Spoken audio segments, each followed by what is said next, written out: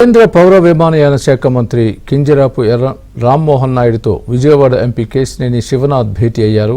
రామ్మోహన్ నాయుడికి వినతిపత్రం అందజేశారు. ఢిల్లీలోని పార్లమెంట్ భవనంలో రామ్మోహన్ నాయుడిని కలిసిన చిన్ని గన్నవరం ఎయిర్పోర్ట్ నుంచి దేశంలోని పలు ప్రాంతాలకు విమాన సర్వీసులు ప్రారంభించాలని కోరారు.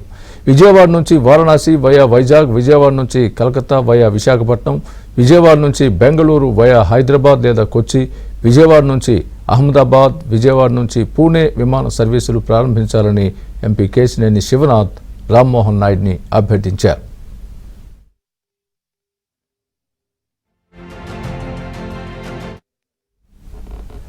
ఇండిగో సంస్థ సర్వే చేసిన ఈ మార్గాల్లో విమాన సర్వీసులు తక్షణం ప్రారంభించేలా చూడాలని ఎంపీ కేశినేని శివనాథ్ కోరారు.